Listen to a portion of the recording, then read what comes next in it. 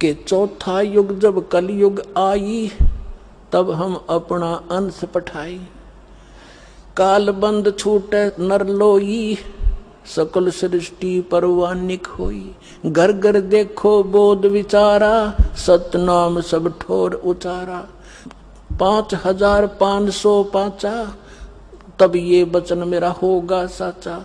कलयुग बीत जावे जब एता, सभी प्राणी परम पुरुष पद चेता। तो परमात्मा ने कहा था कि चौथा युग जब कलयुग आवेगा, तब हम अपना एक दास भेजेंगे। अब वहां काल के सामने परमात्मा ने कहा कि हम अपना दास भेजेंगे। और कबीर वाणी चैप्टर में परमात्मा ने धर्मदास जी से, जब धर्मदास जी घने चिंतित हो गए थे कि हे परमात्मा, आपने सतनाम और सारनाम गुप्त रख दिया और इसके बिना मोक्ष नहीं हो सकता। आपने मुझ किंकर के ऊपर दया करी दास पे, और 42 वंश भी पीढ़ी बख्श दी, मेरी वंश चलेगा। तो हे परमात्मा, सारनाम और सतनाम बिना पार नहीं हो सकते,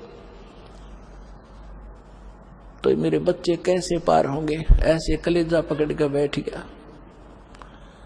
परमात्मा ने सोचा भाई ये घना दुखी हो गया। तब परमेश्वर ने कहा कि सुन ले, काल ने क्या कहा था, 12 पंथ करूं मैं साजा, नाम तुम्हारा ले करूं आवाजा। 12 पंथ नाम जो लेगी, हमरे मुख में आन समोही। जाओ जोग जीत संसारा, जीवन मन कहा तुम्हारा। जीव तुम्हारा कहा न माने, हमारी ओढ़ हो बाद बखाने। अब इतना समय नहीं रहा, मैं वो सारे प्रमाण आज नहीं दिखा पाऊंगा आपको कि 12 पंथ कौन कौन से हैं। तो 12 पंथ, 12वां पंथ गरीबदास पंथ बताया है, लिखा कवि सागर में। तो परमात्मा ने कहा तू चिंता ना कर धर्मदास, जब 5500 वर्ष कलयुग बीत जाएगा, तब या बिचली पीढ़ी आवेगी, और बिचली पीढ़ी तक यो ज्ञान और तत्व ज्ञान और सतनाम सारनाम कति गुप्त रखना है, नहीं तो काल के दूतों का हाथ लग जाएगा, मेरा सारा मिशन खराब हो जाएगा। तब परमात्मा ने देखा कि ये बिल्कुल चिंतित हो गया घना। तब परमेश्वर ने कहा धर्मदास, जब साची बताऊं तेरे ते। तब धर्मदास ने कहा कि भगवान आज कितना अच्छा समय है, कलयुग स्टार्ट है सन 1398 में और 1512 तक, और आज भी लोग ना मानते, और आप कह रहे हो आगे तो भयंकर कलयुग पैदा कर देगा, काल ऐसा जुल्म कर देगा, हाहाकार मच जाएगी, इंसान कृतघ्नी हो जाएंगे। तो उस समय कैसे पार होंगे? आज तो आप भी विद्वान हैं और फिर भी ना मान रहे ये लोग।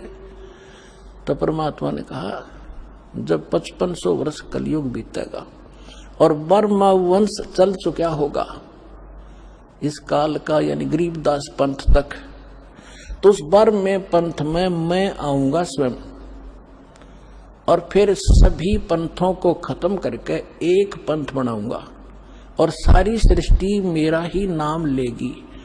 तेरे 42 वंश क्या सारी सृष्टि न पार करूंगा धर्मदास, 42 की चिंता छोड़ दूं।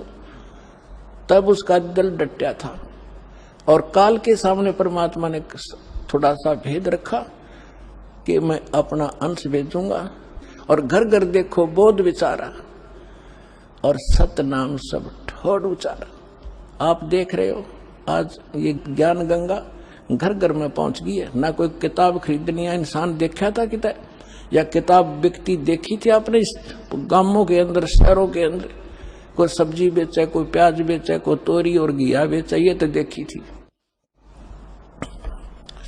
तो परमात्मा ने कहा था घर घर देखो बोध विचारा, मेरे इस ज्ञान की चर्चा घर घर में शुरू हो जाएगी, और सारी सृष्टि नाम लेगी, और सतनाम सबको बताया जाएगा, और परमात्मा के उस परम पद की, सतलोक की सबको जानकारी होगी, पूरा विश्व व्यापार करूंगा। तो वो समय आ गया है पुणात्माओं, और ये दास है वो परमात्मा का भेजा हुआ दास, और आप सभी पार हो जाओगे। बोलो सतगुरुदेव कि महापुरुष का जन्म भारतवर्ष के एक छोटे से गांव में हो चुका है, और वह व्यक्ति मानव इतिहास का सबसे महत्वपूर्ण व्यक्ति बनेगा। उसे जनता का इतना बड़ा समर्थन प्राप्त होगा कि आज तक किसी को नहीं मिला है। वह महापुरुष नए सिरे से विधान को बनाएगा और वह विश्व के संपूर्ण देशों पर लागू होगा। उसका एक झंडा होगा, उसकी एक भाषा होगी।